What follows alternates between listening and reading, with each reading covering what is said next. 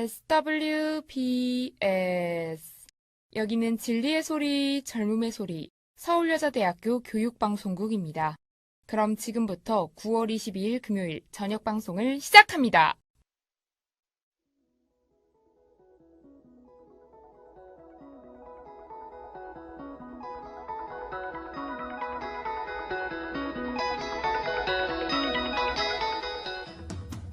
신이들이 똑똑해지는 라디오 슈똥라 금요일 방송을 시작합니다. 안녕하세요. 정수연입니다. 안녕하세요. 조윤재입니다.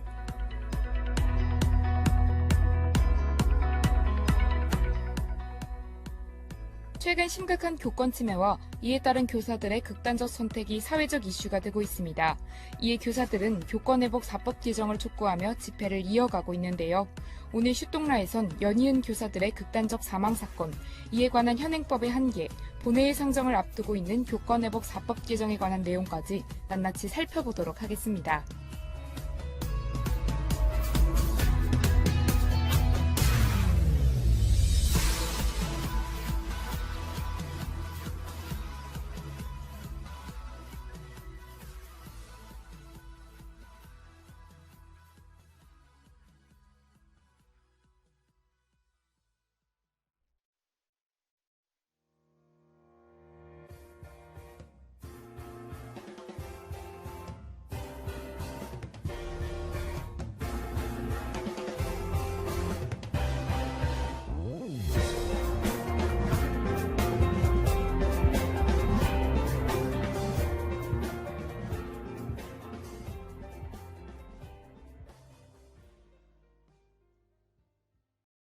지난 5일 대전 유성구 자택에서 4년간 학부모 민원에 시달린 40대 초등학교 교사가 극단적 선택으로 사망하는 일이 발생했죠. 기자님, 교사의 극단적 사건은 이번이 처음이 아니잖아요. 화제가 됐던 지난 서희초 사건 이후 지속적으로 발생하고 있죠? 네, 맞습니다.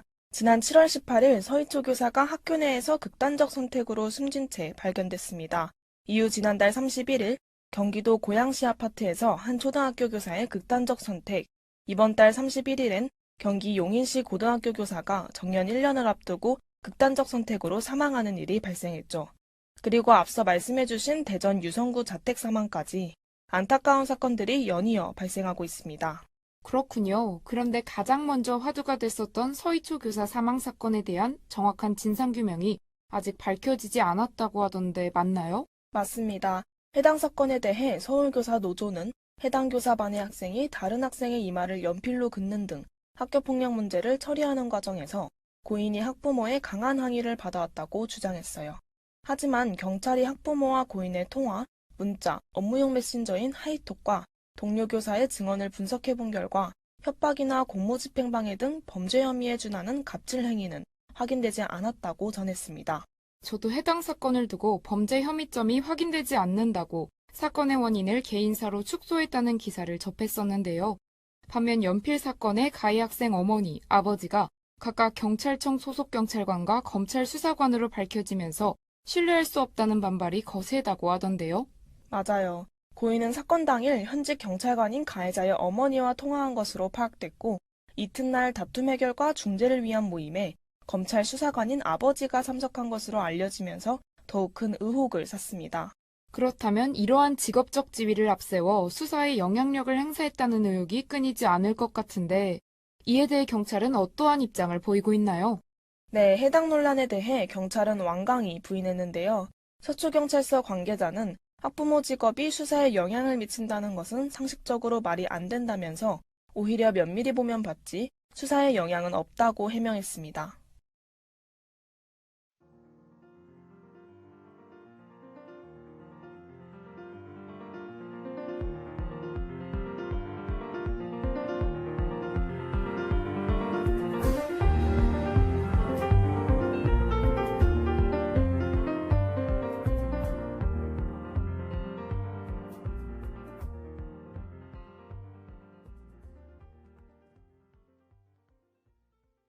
서희초 사건뿐만 아니라 최근 발생하는 연이은 교사들의 극단적 선택 또한 학생들의 악성 민원으로 발생했다는 의혹을 받고 있죠. 맞습니다. 최근 세상을 떠난 대전 초등학교 교사는 경찰 및 학교폭력대책자치위원회 신고 외에 4년간 총 14차례의 학부모들의 민원을 받은 것으로 나타났는데요. 고인은 지난 7월 실시한 초등학교 노조의 교권 침해 사례 모집에 자신의 사례를 직접 작성하기도 했죠. 그렇군요. 해당 글에 적힌 내용이 무엇이었는지, 어떠한 사건이 있었던 건지 더 자세히 설명해 주실 수 있나요? 네, 해당 글에는 고인이 2019년 1학년 담임을 맡았을 당시 반 학생 중 4명의 학생이 교사의 지시에 불응하고 같은 반 학생을 지속해서 괴롭힌 정황이 자세하게 기록돼 있었는데요. 이에 학부모 상담을 요청했지만 대전 교사를 아동학대로 고소한 학생 부모의 경우 선생님이 1학년을 맡은 적이 없어서 그런 것 같다. 조용히 혼을 내든지 문자로 알려달라고 말한 것으로 나타났죠.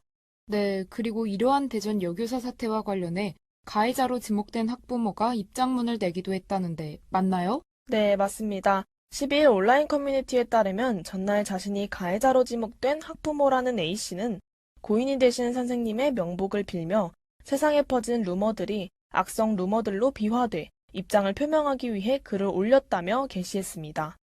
그리고 자세한 사건 정황을 이야기하면서 개인적으로 선생님께 연락드린 적도 찾아간 적도 없었다고 덧붙이며 형사상 문제가 있다면 성실히 조사에 임하겠다고 말했어요. 그렇군요. 서희초 사건과 다르게 학부모가 직접 입장문을 낸 건 처음인 것 같은데 누리꾼들은 어떠한 반응을 보이고 있나요?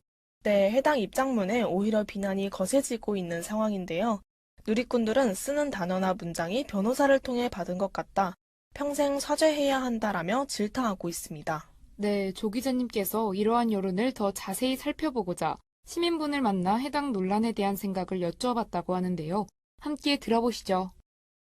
서희초 사건을 이유로 교권 침해로 스스로 극단적인 선택을 하고 있는 교사들이 많이 늘어나고 있는데 너무 안타까운 사건들인 것 같아요. 모두 아직까지 정확한 경찰 조사가 밝혀진 것은 아니지만 교권 침해를 받아왔다는 사실이 드러났잖아요. 교사라는 직업이 언제부터 아이들 학부모에게 굽혀야 했던 건지 조금 의아한 면이 있어요. 제 주변에서 교직 이수를 준비한 친구들은 이제 무서워서 더 이상 교사라는 직업을 쉽게 꿈꾸기 어렵고 두렵다는 경우가 다수인 상황입니다.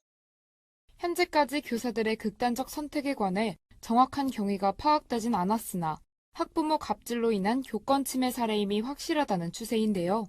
기자님, 그렇다면 실제 이러한 학부모들의 갑질 사태가 명확히 드러난다면 이에 대한 처벌은 가능할까요? 네, 실제 법조계에서는 학부모들의 혐의가 입증될 가능성은 물론 이들이 실질적으로 처벌받을 가능성 또한 매우 낮다고 설명합니다.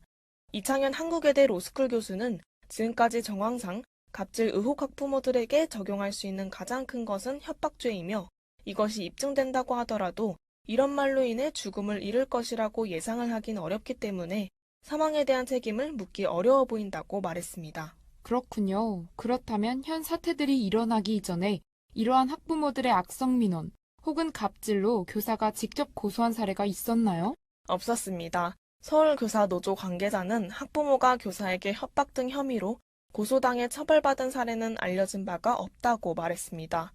또한 국내 1호 학교폭력 전문 변호사인 노윤우 법무법인 4월 대표 변호사 역시 학생이나 학부모를 대상으로 신고를 한다는 사실이 학교와 선생님 모두 부담이 되는 일이기에 형사고소까지 진행하는 경우가 드물다고 말했습니다. 그렇군요. 지금까지 해당 사건들과 관련해 피해자로 입건된 학부모가 없다고 하는데 갑질 의혹은 계속해서 발생하고 있는 와중에 이러한 이유는 대체 무엇인가요? 네, 통상 혐의가 확인되지 않았거나 없다고 판단될 때 입건 전 조사에서 입건 후 수사로 전환하지 않고 이런 사건 대부분은 무혐의로 종결되는데요. 따라서 해당 사건이 입건되려면 협박죄가 입증되어야 하는데 이때 이와 관련한 정확한 증거와 정황이 밝혀지지 않았기 때문이죠. 그렇다면 앞으로의 수사에서 이러한 협박죄 관련 정황 발생 여부가 중요하겠네요. 현 교권보호 대책과 관련해 아동학대 처벌법 개정에 관한 이야기가 많은데요. 이것과 관련해 더 전문적인 의견 듣고 싶습니다. 네, 그래서 제가 현행법상으로 가해 학부모를 처벌할 수 있는 법안은 무엇이 있는지, 그리고 아동학대처벌법 개정에 관하여 법무법인 신광의 정보겸 변호사님을 뵙고 전문적인 의견 들어봤는데요. 함께 들어볼까요? 아동복지법에서 이제 정서적 학대 행위라는 규정이 들어갔어요. 이거 정서적 학대를 처벌하는 거는 맞죠? 그래서 이제 뭐 가정폭력에 아동을 노출시키는 행위까지도 다 아동학대에 해당한다. 그렇게 들어봤는데 이게 이제 교사가 훈육을 하게 되면은 하지마 한다든지 눈을 부릅뜬다든지 벌을 선다든지 이런 것들을 다 아동학대에 포함되게 되는 그런 형태가 돼버린 거죠. 아동학대 처벌법을 만들면서 교사의 교육활동에 대한 예외 규정이라든지 보호 규정 자체가 없었기 때문에 만들어진 취지와는 전혀 다르게 이제 교사의 교육행위, 훈육행위들을 처벌하는 방식으로 악용되고 있죠, 지금. 아동학대 사건이 발생하면은 무조건 학교의 대표자는 신고하도록 돼 있어요. 학부모가 우리 애가 아동학대를 당했다 이렇게 주장을 하면서 학교를 찾아오면 학교 교장은 무조건 신고를 해야 되는 거예요. 아동학대 처벌법에서 학교에 교사의 교육행위 등에 대해서 예외 규정이라든지 그 부분에 대한 보호 규정이 새로 좀 시설돼야 될 필요가 있을 것 같습니다. 그리고 아동학대 처벌법에서 수사기관이나 조사 결과에 명백하게 혐의 없음이 밝혀졌을 경우에는 그 부분에 대해서 신고를 한다든지 처벌할 수 있는 법령이 새로 만들어져야 될 것 같고요. 아동학대 처벌법은 부모의 학대로부터 고통당하고 있는 아이들을 구제하기 위해 만들어졌지만 이러한 법이 본래의 목적을 다하지 못하고 학교에서 오히려 교사들의 교권을 무너뜨린다는 의견이 대다수인데요. 기자님, 아동학대법 개정이 필요한 이유가 정확히 무엇인가요? 네, 해당 법의 주요 내용을 살펴보면 아동복지법 제5조 제2항에서 아동에게 신체적 고통이나 폭언 등의 정신적 고통을 가해선 안 된다는 내용이 있습니다. 또한 아동복지법 제17조에서는 금지 행위를 따로 정하고 있는데요. 위 내용이 법적으로 문제가 없어 보이지만 정당한 체벌 또는 훈육이 불가능한 상황까지 되어가고 있기 때문에 문제가 되는 거죠. 그렇군요. 또 제가 알기로는 해당 법의 이러한 아동학대 범죄를 알게 된 경우 혹은 의심이 있는 경우 특별시나 광역 또는 수사기관에 신고할 수 있다는 내용이 포함되어 있다고 하던데 맞나요? 네, 정확하게 알고 계신데요. 말씀하신 것처럼 아동학대범죄 처벌특례법 제10조 제1항에 따라 아동학대 범죄를 알게 된 경우 해당 수사기관에 신고가 가능한데요. 이 때문에 아이들뿐만 아니라 그 부모들이 아동학대를 이유로 학교의 교사들을 신고하는 행위를 남발하고 있어 문제가 되고 있다고 합니다. 네, 그렇다면 이쯤에서 현 아동학대 처벌법에 대해 어떻게 생각하는지 시민분의 의견도 안 들어볼 수 없겠죠? 처벌법이 확실한 개정이 좀 필요하다고 생각해요. 이전까지는 아동학대 처벌에 관해 생각하면 부모로부터의 학대로 고통받는 아이들을 구제하기 위한 법? 이 정도인 줄 알았는데 요즘에는 학교에서 교사들을 대상으로 많이 쓰이고 있는 것 같더라고요. 최근 뉴스에서 일어난 교권 침해 사례나 주변에서 이러한 얘기를 들었을 때 솔직히 아동학대 처벌법 기준에 맞는 건가? 이게 처벌 대상이 되는 건가? 약간 이런 맞는지 생각이 들더라고요. 서희초 교사의 극단적 사태 이후 정확한 진상규명을 요구하며 전국 교사들의 추모 집회가 이어졌는데요. 공교육 멈춤의 날로 정했던 서희초등학교 교사의 49제 집회 이후 12일 만인 지난 토요일에 집회가 재개됐다고요? 네, 맞습니다. 교사들은 국회 상임위를 통과한 이른바 교권회복 4법의 빠른 본회의 통과를 촉구했는데요. 현행법이 현장 교사들을 법적 분쟁으로 내몰고 있다며 특히 아동복지법상의 정서적 학대 행위 조항은 반드시 개정이 필요하다고 주장하고 있습니다. 그렇군요. 교권 회복 4법을 그대로 직역하자면 교권을 회복하기 위한 4가지 법을 말하는 것 같은데 어떠한 법들이 포함되어 있나요? 네, 교권회복 4법은 초중등 교육법, 유아교육법, 교원지휘법, 교육기본법 등 4가지 개정안입니다.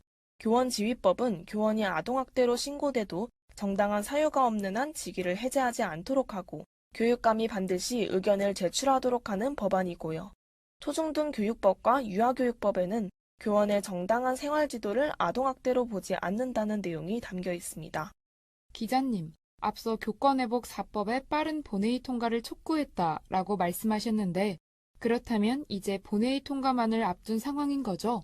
맞아요. 해당 법안은 국회 상임위를 통과했기에 21일인 바로 오늘 본회의 상정을 앞두고 있는데요. 이것이 통과하게 된다면 무분별한 아동학대 신고, 일부 학부모의 악성 민원 등을 차단할 수 있는 법적 근거가 마련이 되는 거죠.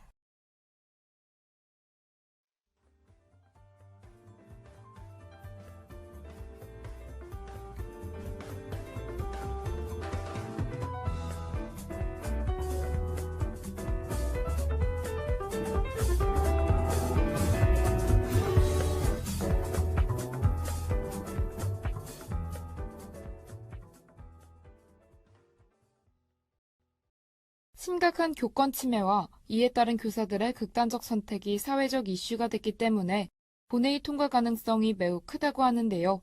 교육 현장에선 이에 대해 환영의 목소리를 낼 것 같은데 어떠한 입장을 보이고 있나요? 네, 교육계에선 상식적인 교육 활동이 이제야 겨우 법의 보호를 받을 수 있게 됐다라며 안도를 표하는 한편 앞으로 아동복지법 등을 추가로 정비하고 정부의 정책과 법 개정안이 현장에 제대로 안착될 수 있도록 하는 것도 숙제로 남았다고 보고 있습니다. 그렇군요. 기자님 말씀처럼 현재 교육계에선 교권보호 4법뿐만 아니라 아동복지법 개정에 관해서도 말이 많은데요. 해당 법의 개정에 관해 반대하는 의견도 있다고 하죠. 네, 아동 관련 학회 전문가들이 최근 교권 강화 방안으로 아동에 대한 정서적 학대를 금지하는 아동복지법 조항 개정에 우려의 목소리를 보였는데요. 교사의 정당한 교육 활동이나 생활지도와 아동학대는 명확히 구분돼야 하고 무분별한 아동학대 신고가 지양돼야 하는 것은 분명하지만 교육 현장을 아동복지법의 아동학대 대상에서 아예 제외할 수는 없다고 주장했죠. 현재 교권 침해가 워낙 심각한 상황이다 보니 교권보호 관련 법에 대해 긍정적인 여론만 존재할 것 같았는데 말씀을 듣고 나니 고려해야 할 부분이 많은 것 같아요. 만약 교권보호 4법이 통과한다면 법 개정 취지를 잘 살릴 수 있도록 보완하고 안착시키는 노력이 필요할 것 같네요.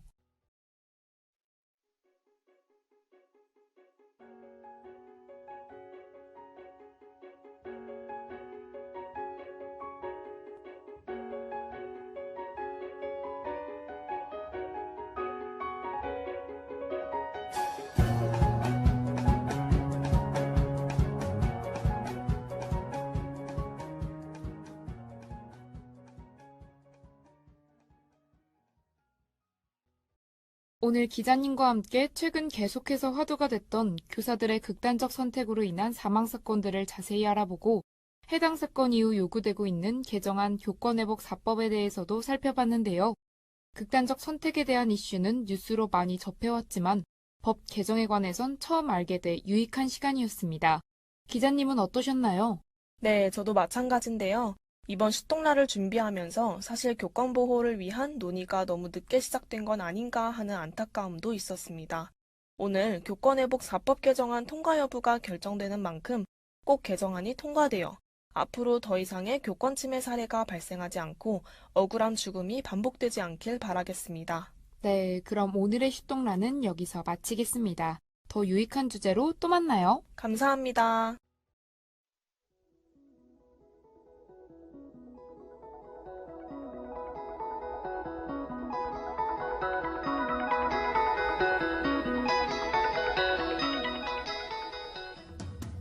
이상으로 슈니들이 똑똑해지는 라디오 슈똥라를 마칩니다.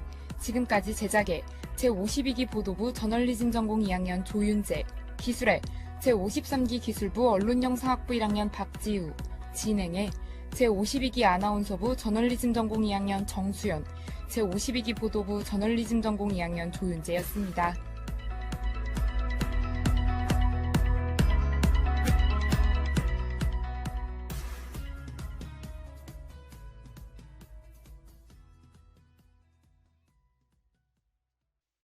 지금까지 여러분께서는 SWBS 서울여자대학교 교육방송을 들으셨습니다.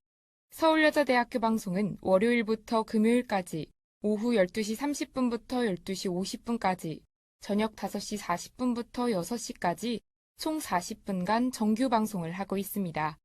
지금까지 청취해주신 여러분께 감사드리며 이상으로 9월 22일 금요일 정규 방송을 모두 마치겠습니다. 여기는 진리의 소리, 젊음의 소리, 서울여자대학교 교육방송국입니다. SWBS